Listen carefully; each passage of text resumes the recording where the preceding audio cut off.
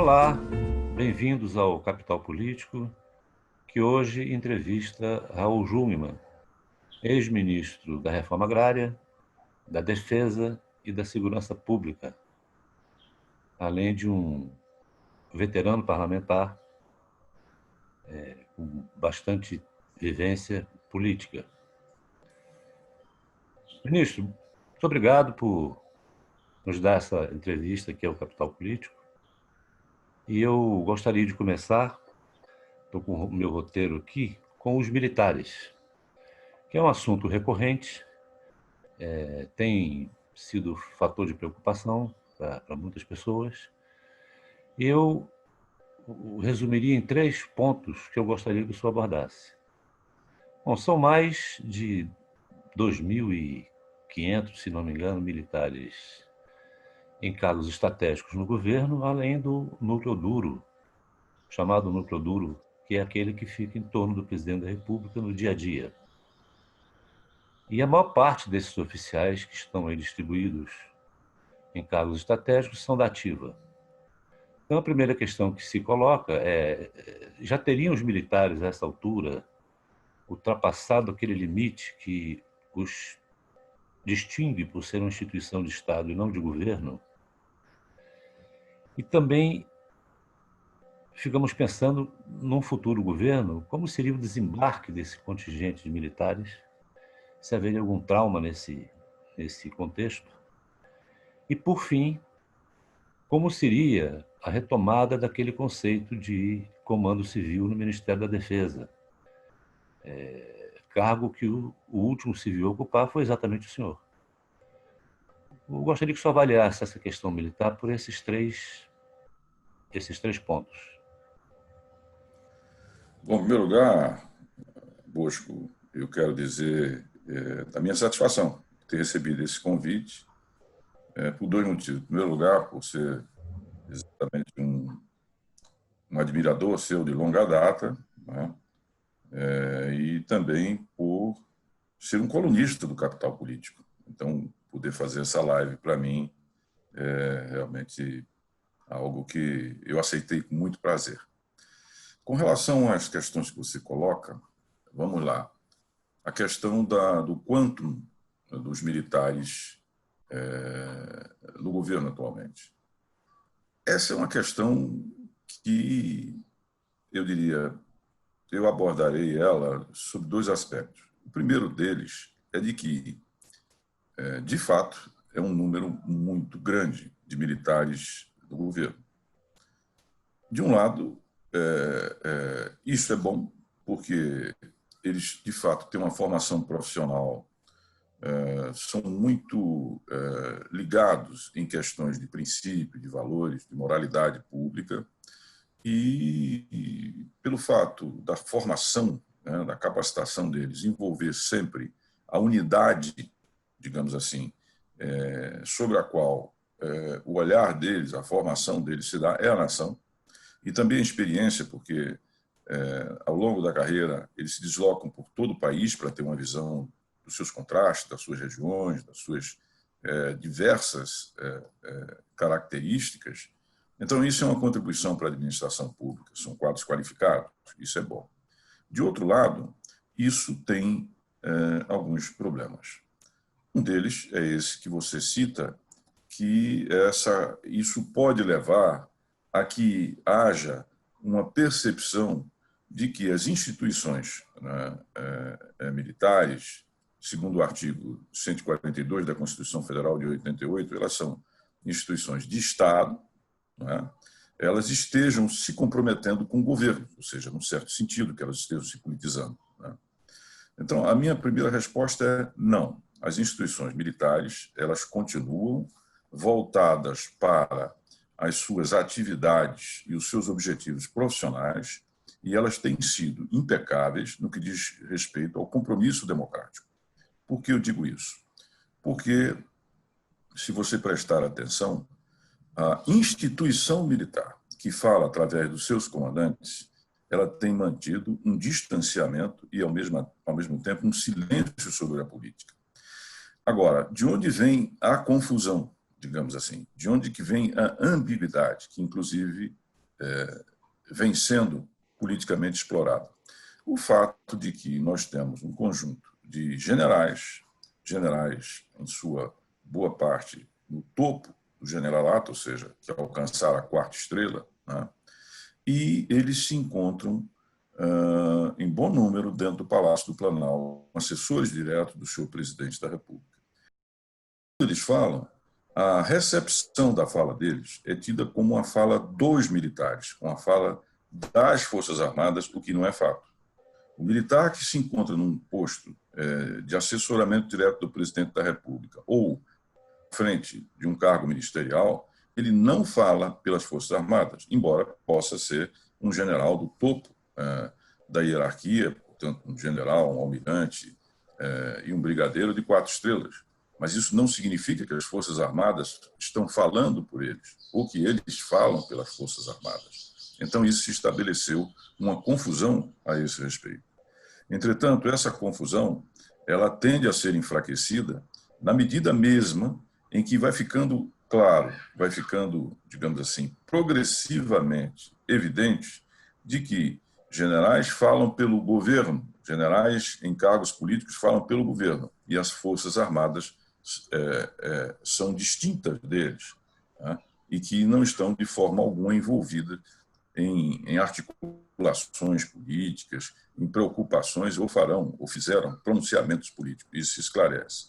Com relação ao fato de que uma mudança de governo, o que vai resultar, o que vai acontecer, pelo fato de que nós temos uma grande presença de militares. Bom, este é uma questão, sem sombra de dúvida, que vai ter que ser enfrentada politicamente.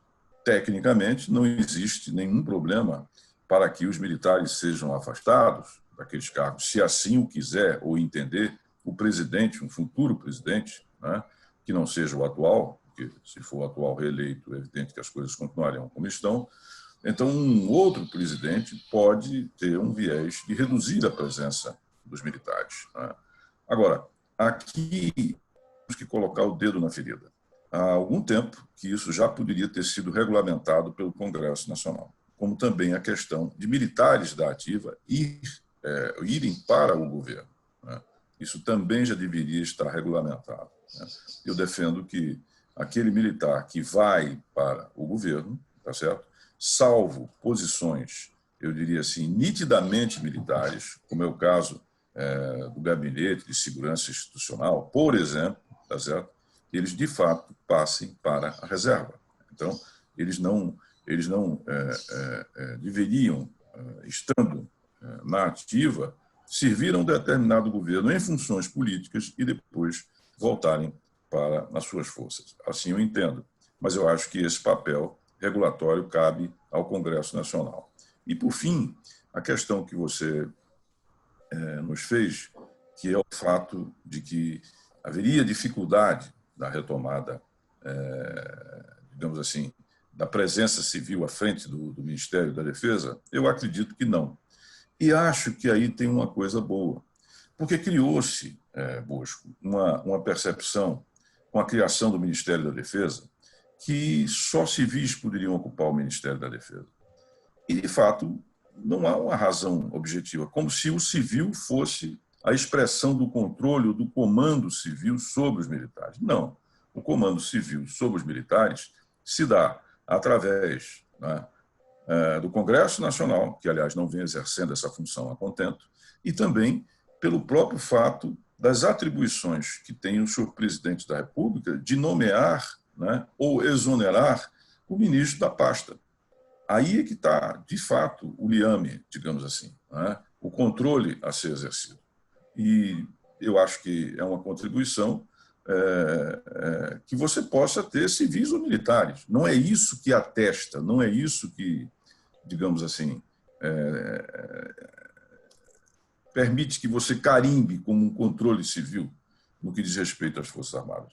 Você teria perdido esse controle se amanhã você não pudesse substituir o general que lá se encontra por um civil. Mas isso não está colocado, não existe veto, não há, enfim, não há nenhuma restrição que amanhã um civil venha ocupar. Isso não existe e eu não creio que os militares tendam a reagir. A gente vem aqui de 2 impeachments num tempo relativamente curto, tempo político, digamos assim, bastante curto. E quase tivemos o terceiro, em função também de problemas na gestão do presidente Temer. E agora vivemos de novo uma instabilidade grande. E o tema, ainda que, na minha avaliação, estejamos distantes disso, mas um tema que volta à tona em relação ao governo atual. Como é que o senhor vê isso? O senhor acha que tem aí uma saída para isso?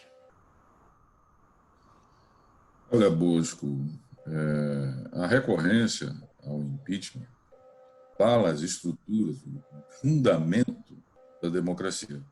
De fato, recorrer, como existe a possibilidade, mais uma vez, recorrer ao impeachment, aponta que, de fato, nós tendemos a resolver o problema dos nossos impasses gerados, né,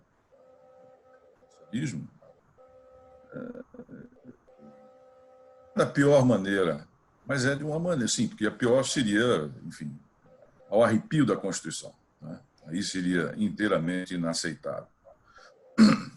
Mas, de fato, vamos supor que se você vir por esses dias, né, esse mandato, a hipótese de um impeachment, nós teríamos 3 impeachments em 30 anos, aproximadamente. Né? O que é péssimo em termos democráticos, por assim dizer. Mas isso aponta para um problema que, enfim, tem se tornado, repito, recorrente, dos impasses, né, que nós vivemos, da rigidez do mandato do presidente da República de 4 anos, né, e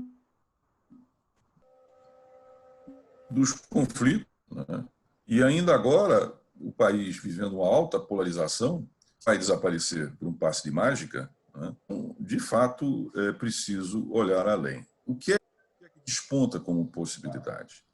Eu chamaria de um sistema híbrido entre presidencialismo e parlamentarismo. Né? Eu diria híbrido porque nós temos uma tradição de eleger presidente da República muito enraizada, né?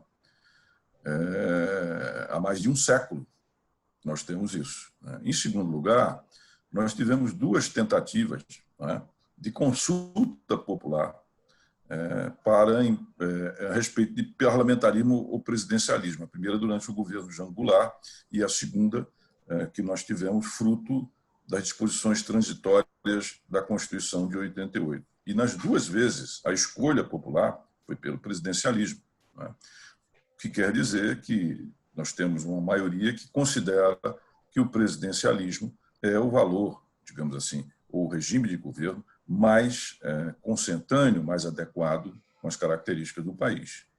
Então, a forma que você pode encontrar de, ao mesmo tempo, reconhecendo essa vontade, digamos assim, popular, e, de outra parte, o fato de que o presidencialismo entre nós tem apresentado seguidos sinais, não é, de fadiga, seguidos sinais de que ele gera determinadas situações que nos colocam diante de uma saída para o impasse através, não é, da cessação de um mandato de um presidente da República, que é um trauma, sem a menor sombra de dúvida, não é, seria essa forma, digamos assim, híbrida do chamado semipresidencialismo. Nesse semipresidencialismo, continua-se a ter a eleição do presidente da República, mas o governo é um governo de gabinete, ou seja, a responsabilidade por governar ele cabe ao Congresso Nacional. Né?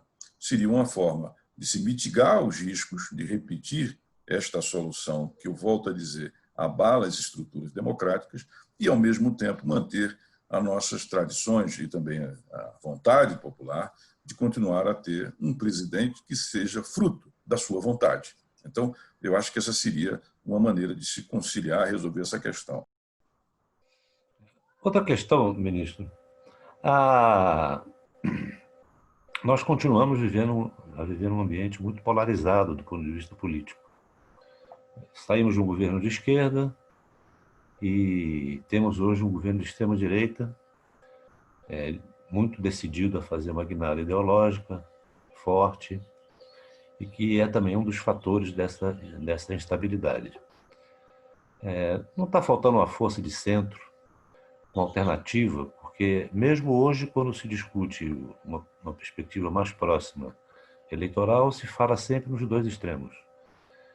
Eu lhe pergunto, existe, está andando alguma articulação, alguma construção de uma força de centro alternativa, com mais tinta à esquerda ou com mais tinta à direita, não importa, mas que seja uma força alternativa a esses dois extremos? A questão da polarização e da emergência de uma direita, de uma extrema-direita, isso é um fenômeno global. Você vai encontrar isso nos Estados Unidos, vai encontrar isso na Polônia, vai encontrar isso na Hungria, em certa medida vai encontrar no Reino Unido, tá certo? Então, isso não é uma questão essencialmente brasileira. Essa é uma questão que hoje está colocada para os democratas no mundo inteiro, né? Isso tem a ver com 2 ou 3 aspectos ou fenômenos, se você quiser. O primeiro deles é a incapacidade da política, vamos chamá-lo, entre aspas, tradicional, de atender e resolver, ou de entregar as promessas que fez, né? Sobretudo depois da grande crise que nós tivemos, a chamada crise das hipotecas, do subprime, de 2008, ali, 2009. Né? Esse é um dado. O outro dado é a questão que você tem das novas tecnologias. Né? As novas tecnologias, e aqui eu me refiro sobretudo à internet, à rede, ela criou, né, a possibilidade de que você manipule, digamos assim, eleições, criando certas correntes em termos de opinião pública, que são majoradas, como nós vimos aqui em termos do Brasil, né, formando-se bolhas de opinião e, de certa maneira, envenenando, né, distorcendo o debate público, que saiu do controle da mídia tradicional, que você conhece muito bem. Né. Isso afeta, de fato, o jogo político, as eleições, a formação de opiniões, a construção de consenso e, por fim e por último, a própria democracia. E um terceiro aspecto, mas esse nosso aspecto, embora tenha similitudes no mundo afora, que é a perda de representatividade, ou a perda de legitimidade, sobretudo fruto de escândalos, como foi o caso aqui da Lava Jato, e uma parte significativa do espectro político. Então, aqui no Brasil, o espectro que foi, sobretudo, alcançado pelo Lava Jato, seus escândalos de corrupção, e que afastou da vida pública quadros nacionais, quadros que, de certa forma, estavam no timão, no comando, por assim dizer, da política brasileira, né, nos seus diversos partidos, nas suas diversas opções político-ideológicas, foi exatamente a centro-direita e a centro-esquerda. Então, esse foi o espectro, sobretudo, que foi profundamente impactado. E, se quiser traduzir em nomes, está aí o PT, em primeiro lugar, mas também o PMDB, o PSDB e os seus satélites, os seus aliados. Então, isso criou um imenso vazio que foi ocupado por um sentimento compreensível a nível popular da antipolítica. Então, o extremo que, de certa forma, prevaleceu e teve capacidade de ocupar esse espaço político foi essa extrema-direita, que, para mim, não é só conservadora, é reacionária. Tá? É mais do que isso. Não houve ainda tempo de você repor aqueles líderes anteriores, nem tampouco de recuperar políticos, partidos e o próprio parlamento. Então, o surgimento do centro, ele passa a um período de tempo para que isso se refaça. Política se faz com caras, se faz com nomes, se faz com biografias, e elas estão em processo exatamente de crescimento, de ocupar esses espaços que foram deixados por lideranças, né? E também o fato de que a própria população ela migre dessa opção, tá certo? Que foi o atual governo que aí está, para voltar a melhorar, por assim dizer, o grau de credibilidade, de representatividade. É todo um refazimento que passa pelas palavrinhas mágicas, tão faladas que desgastadas estão, que é da reforma política, que aproxime do eleitor, que reduz o custo de campanha, que permita candidaturas não daqueles que contam e têm uma enorme conexão com o mundo econômico, empresarial, sindical e assim por diante. Quer dizer, há que se refundar, vamos dizer assim, né? Que não significa jogar a criança com a água do banho, a própria política. Então, de um lado, né, você tem esse profundo sentimento que o presidente cavalgou da antipolítica, e, de outro lado, você tem as dificuldades decorrentes de que esse centro, por assim dizer, ele foi o mais atingido e alcançado. Mas as coisas estão se refazendo. Você já deve ter visto encontros inéditos de forças que antes praticamente não dialogavam, de líderes que, por exemplo, não fariam uma live como nós estamos fazendo aqui, não é o nosso caso, claro, mas que já estão fazendo. Tem dificuldades de você fazer isso, né? Tem dificuldades, não é fácil. Mas eu acho que esse tecido está se recompondo diante da necessidade de se barrar qualquer processo que leve a um novo autoritarismo. Isso vai acontecer, leva algum tempo, mas também, para dificultar isso, de novo, contribui a pandemia, com seu isolamento, com seu distanciamento, com esse mundo virtual que tem enormes possibilidades, mas não substitui exatamente na política, que é muito presencial, tá certo? Que é muito de contato, que é muito de grupo, que é muito de interlocução face a face, não pode ser substituído integralmente. E também pelo fato de que campanhas, ações de maior amplitude, elas se chocam com a necessidade e a urgência de focar, e é muito justo isso, na recuperação de vidas, em sair da pandemia, enfim, superar esse tremendo desafio que nós temos hoje, que é dobrar, por assim dizer, que é sair, né, dessa situação de pandemia que nos paralisa até, em certa medida, para, digamos assim, atitudes ou processos ou coalizões ou frentes de maior envergadura. Ministro, o senhor tocou aí na questão do tempo, né? Ficou claro que nós estamos num processo de transição, com muitos fatores envolvidos nele, agindo sobre essa transição. O senhor enumerou vários aí. Mas a pergunta que fica o senhor acha que haverá, quer dizer, esse processo, pelo menos em parte, ele não vai se concluir com rapidez, é evidente, mas haverá tempo para que já nas próximas eleições exista uma alternativa de centro, ou nós vamos mais para uma polarização com a esquerda, um quadro de esquerda renovado para disputar com as atuais forças que estão no governo? Eu acho que as duas possibilidades estão abertas. Acho que as duas possibilidades poderão se dar. Vai depender muito, eu acho, pessoalmente, de duas coisas. Qual o saldo da pandemia? Qual o saldo? Que, do meu ponto de vista, será óbvio, um saldo negativo. Nós estamos já com 70 mil mortos e tudo indica, e torço, rezo para que seja admitido pelo fato que nós vamos alcançar algo com 100 mil mortos ou mais de 100 mil mortos.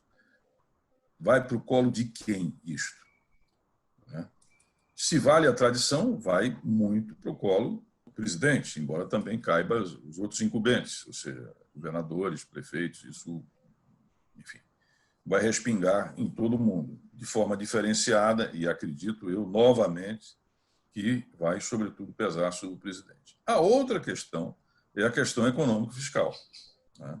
Nós estamos, e com justiça, empregando recursos de forma, eu diria, eu não me recordo, nunca vivi uma crise que tenha empregado tantos recursos, como tem sido feito atualmente.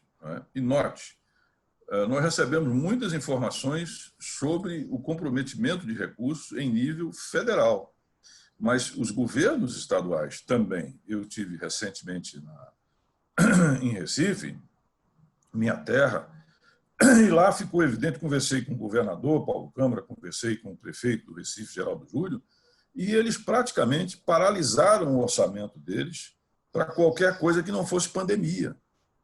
Então, esse cálculo que está sendo feito aqui, federal, sem sombra de dúvida, é importante acompanhá-lo, mas eu ainda não vi, tá certo? Não sei se existe ou não, um cálculo global de todas as esferas de governo dos gastos referentes à pandemia. Agora, isso vai gerar um nó fiscal, porque nós vamos chegar, no final deste ano, a algo como 100% da dívida pública igual ao nosso PIB. A dívida vai chegar a 100%, por exemplo, a dívida global, a 100% do PIB. Né? E o déficit vai chegar em inenarráveis, pelo menos padrões anteriores, 800, 900 bilhões de reais, talvez mais, talvez menos. Né?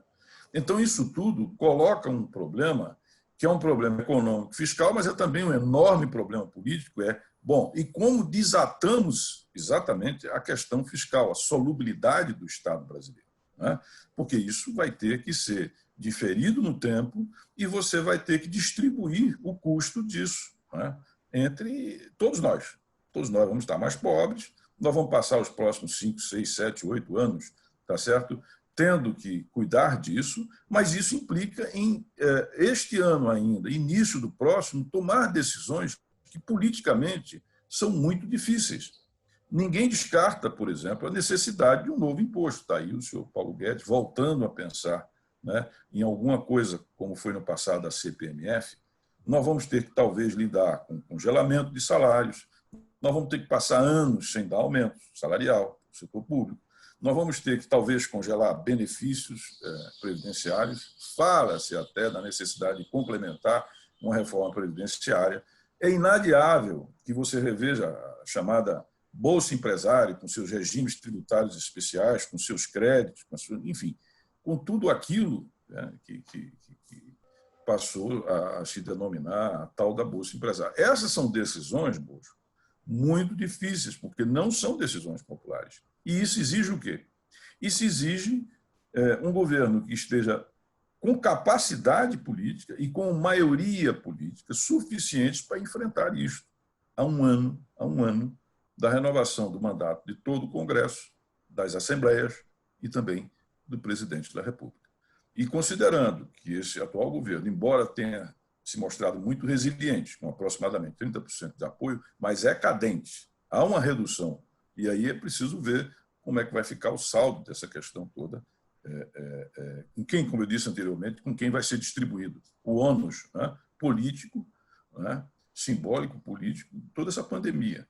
Então, isso vai, de certa forma, dizer, eu acho, as condições, né, de apontar se nós vamos, sim, ter uma reconstituição do centro ou se nós voltaremos a ter uma polarização política como tivemos no passado. A questão da segurança pública a partir da reunificação das pastas de segurança e justiça, tendo em vista que o senhor, tendo sido o primeiro e até aqui último, primeiro e único ministro da Segurança Pública, deixou construído aí em funcionamento um polo concreto de, digamos assim, que foi uma forma de integrar, sinergizar a ação da segurança pública, da qual a União estava fora e continua constitucionalmente fora, mas ali se deu um sentido prático, quer dizer, a União veio para o jogo, mesmo mantidas as regras constitucionais, mas ela, através do Ministério da Segurança Pública, conseguiu participar do processo, digamos assim, atraindo os atores estaduais para um projeto nacional, e isso foi desfeito quando já tinha deixado alguns frutos importantes. Então, sob esse contexto, essa ausência do Ministério da Segurança Pública, qual o déficit que ela deixou para a segurança pública, não é? E o que deixou de ser feito em função dessa reunificação. Você sabe, nós já partilhamos isso. O Brasil nunca teve, nas suas 7 constituições, atribuições ao poder central na área da segurança pública.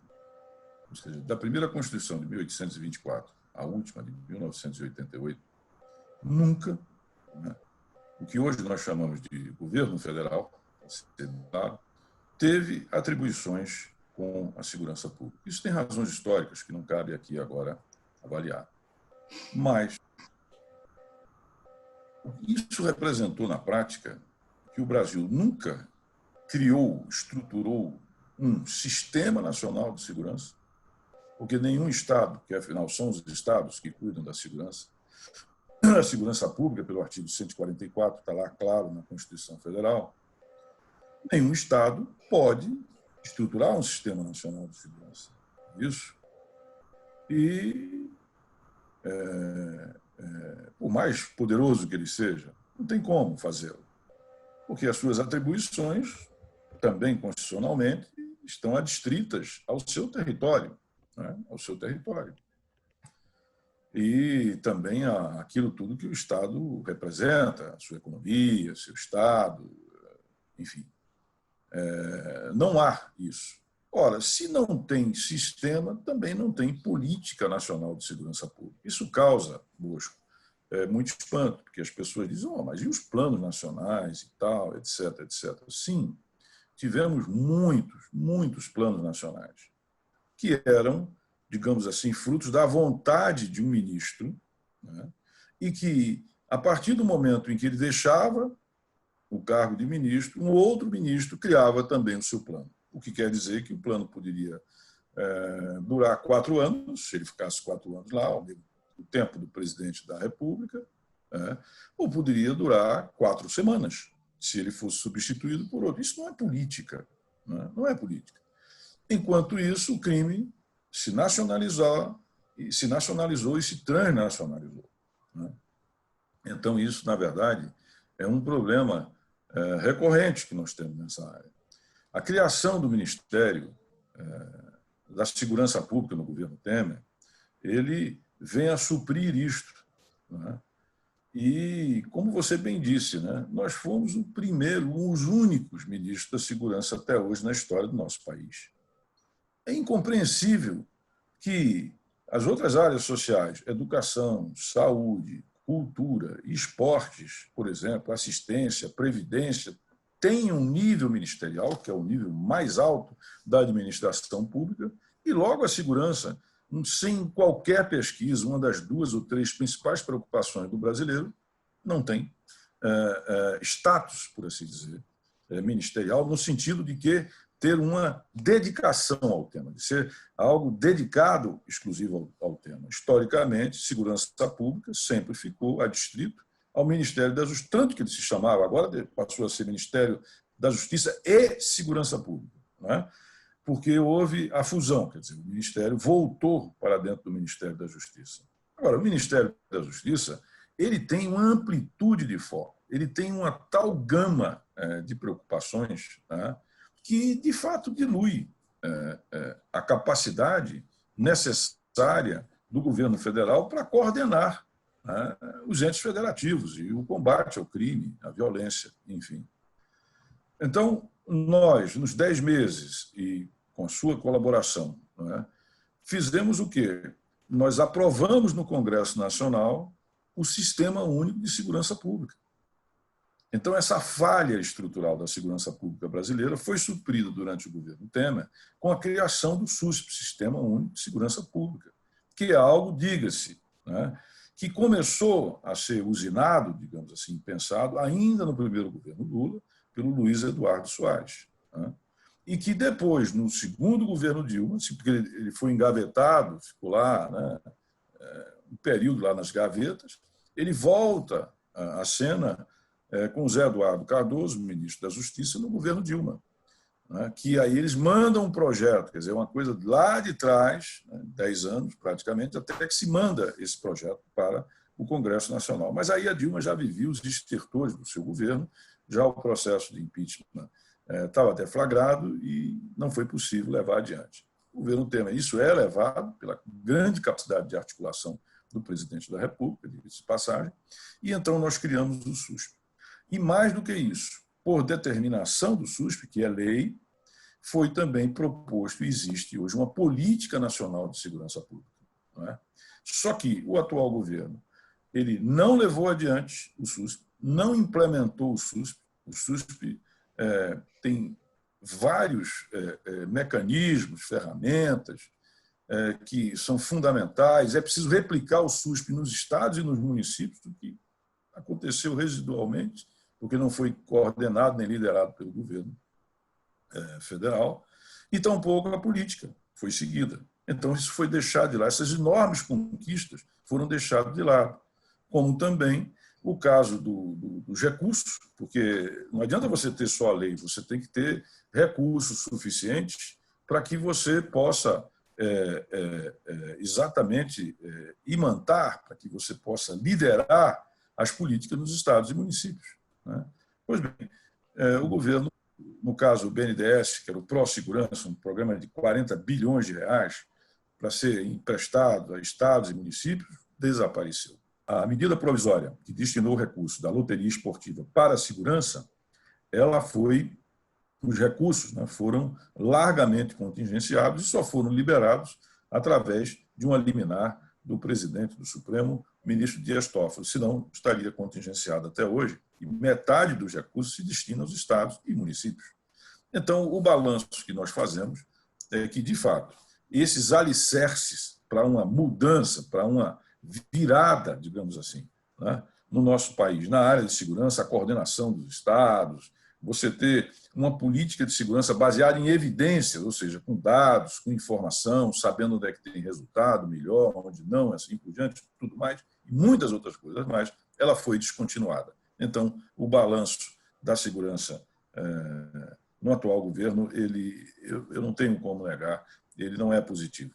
Não é positivo. E recebeu esse governo bases e fundamentos para dar um salto na nossa segurança pública, mas deixou de lado, não está levando adiante.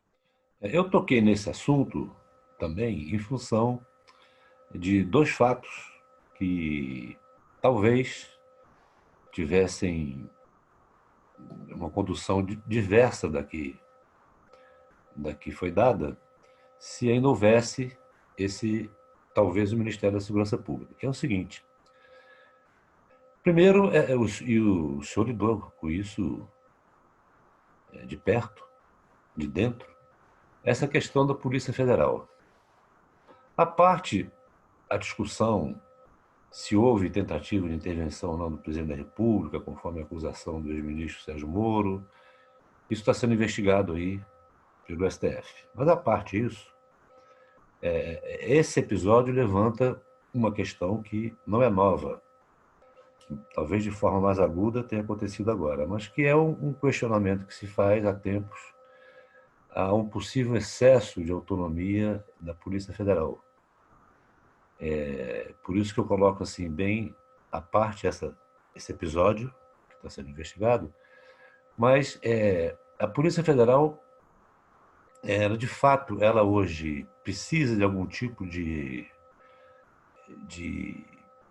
aprimoramento no sentido do seu funcionamento, de uma supervisão ou algo parecido.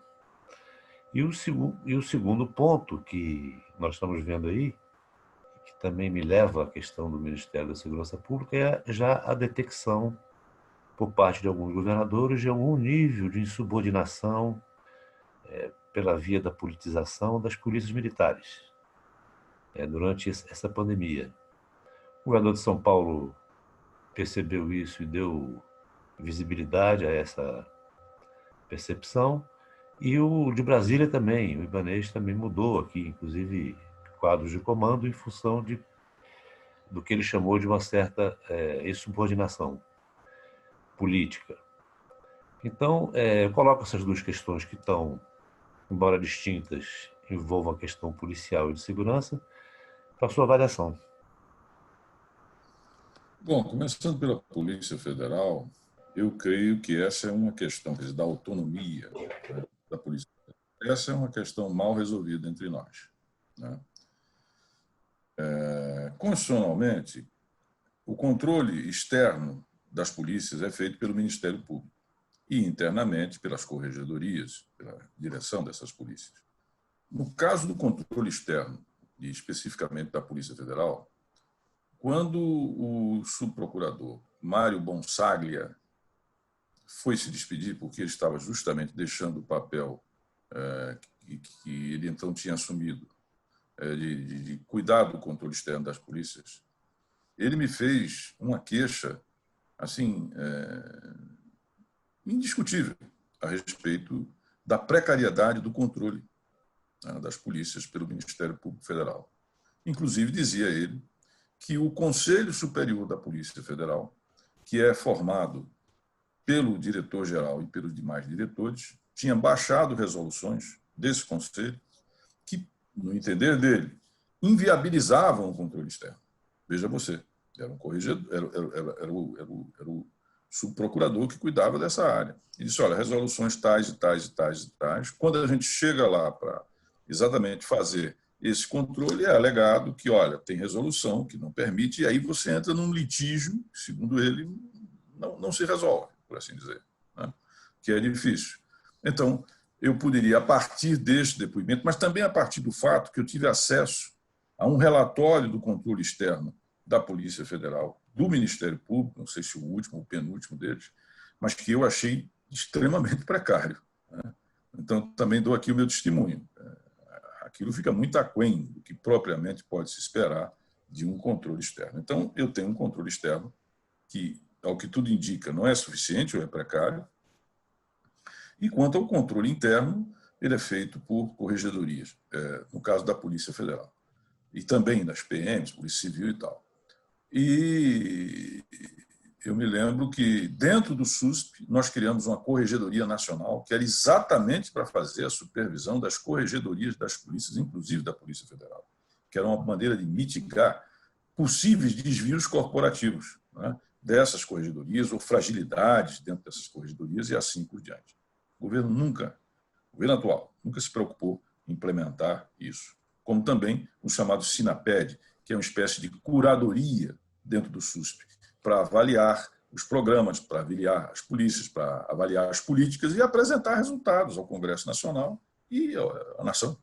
Isso também não foi adiante. E, ao mesmo tempo, você tem um outro problema. Qual é o problema que eu me refiro aqui? O fato de que a Polícia Federal é também a polícia judiciária da União.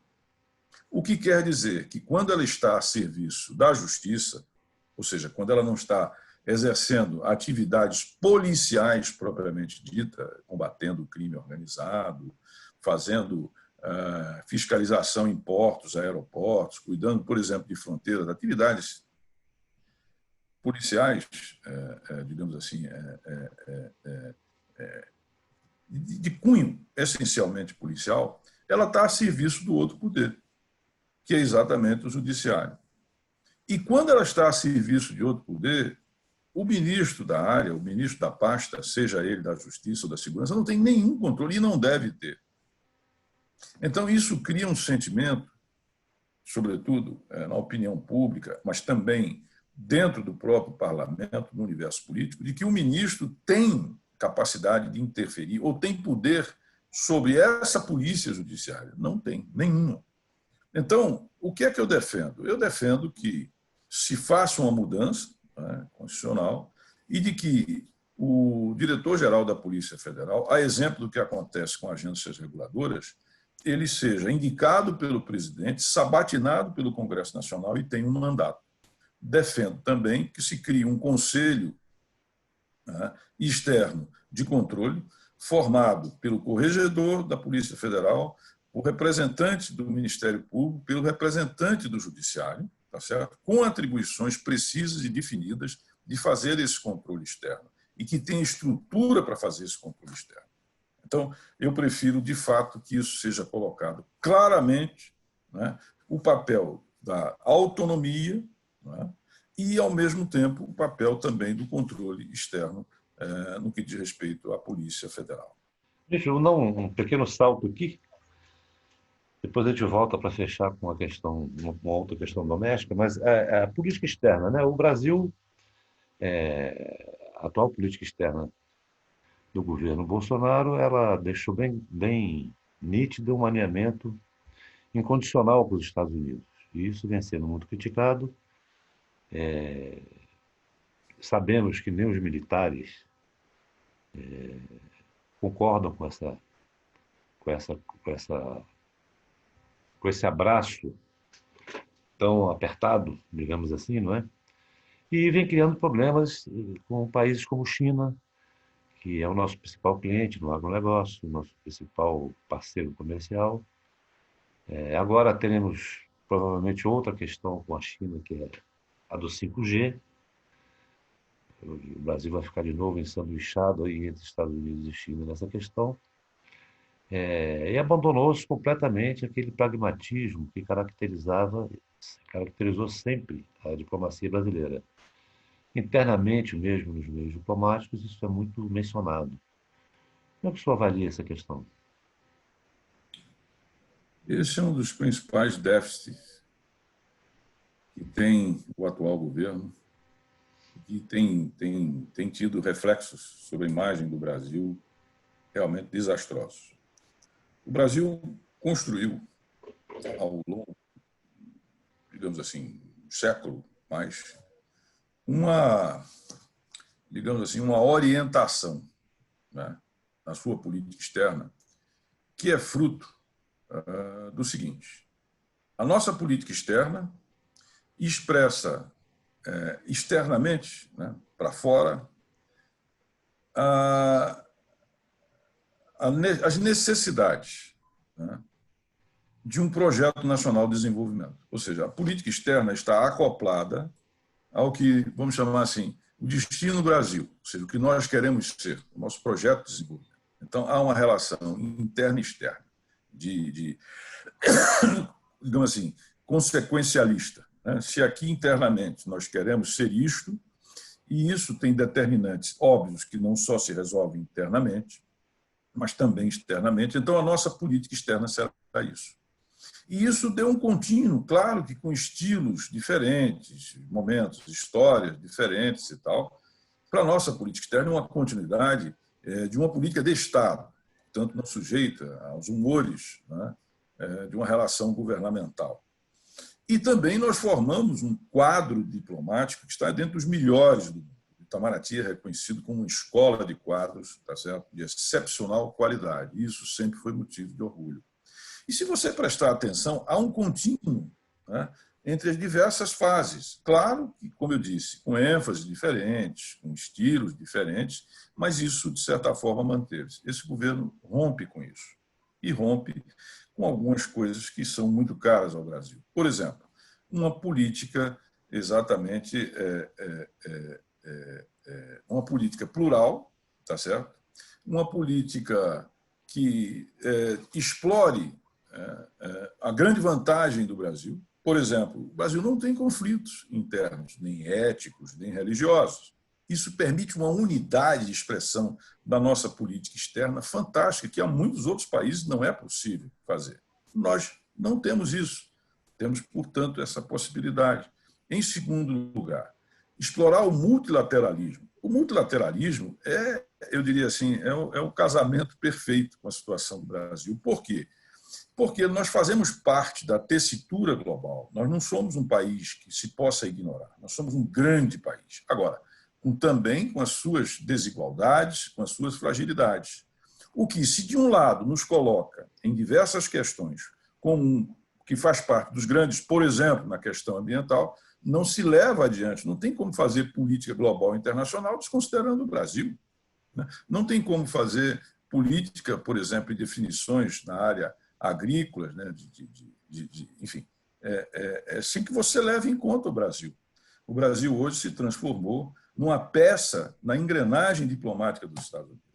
E isso é péssimo. Primeiro, porque isso leva a um rebaixamento imediato do país. Segundo lugar, porque nos afasta definitivamente do multilateralismo. Veja o que está acontecendo, nós comprando questões que são do interesse dos Estados Unidos, indiscutivelmente, a sua competição com a China, quando, na verdade, nós tínhamos que explorar os espaços que surgem desta competição. Isso aqui, para finalizando a nossa pauta aqui,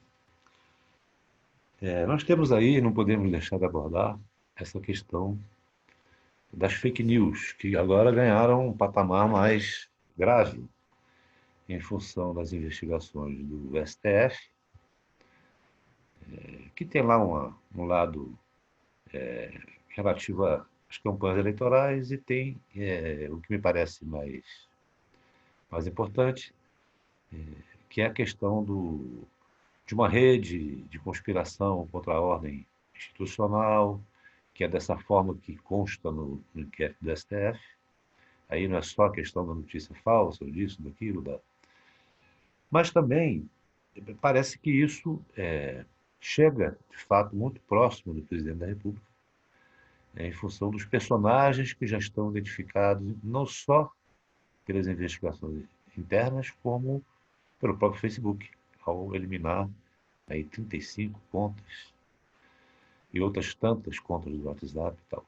Bom, eu queria abordar em que nível isso abala, de fato, é um desgaste para o governo, que perspectiva isso pode ter em termos de investigação, para depois fechar com um outro assunto também. Quando você vê o episódio da Cambridge Analytica, com o Facebook, com as eleições do Trump, como aconteceu no Brexit nos Estados Unidos, e aqui também entre nós aconteceu isso. Por quê?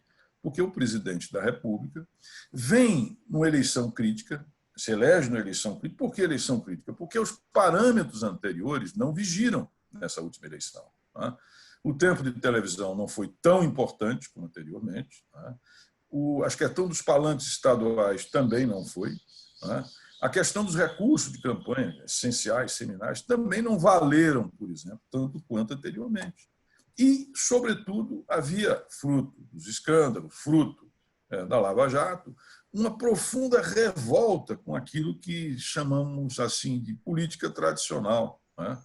Chamamos. Então, o que acontece? Esse presidente é talvez o primeiro presidente que se elege com uma grande participação ou influência das redes sociais. Elas já eram importantes, mas dessa vez, por ser uma eleição crítica, muito mais. Né?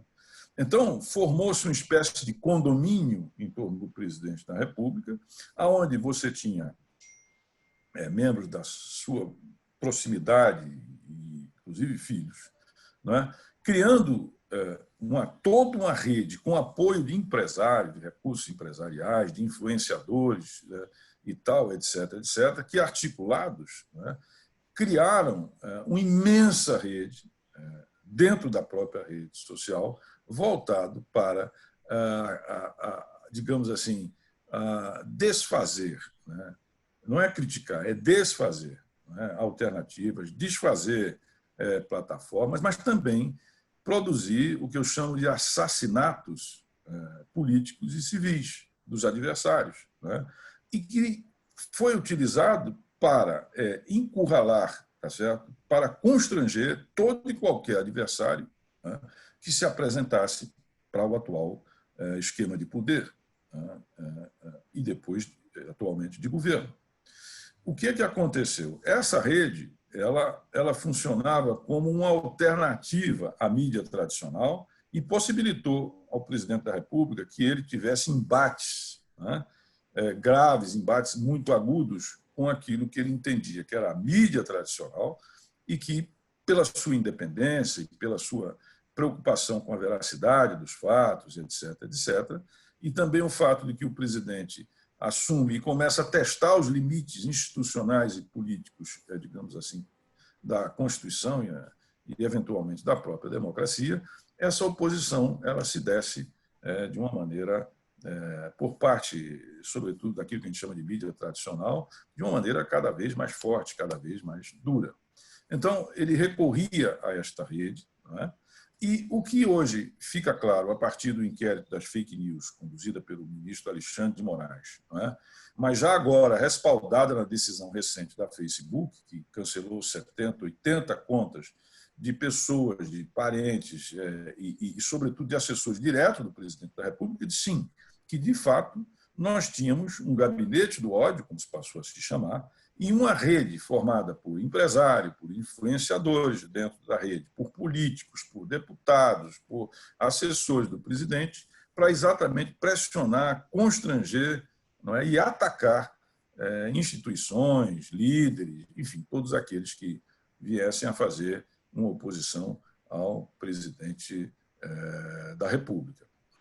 E nesse conjunto de fatores negativos, surge agora essa questão que está sendo chamada do caso Queiroz, né? Estou colocando ele no conjunto da crise porque a minha intenção é avaliar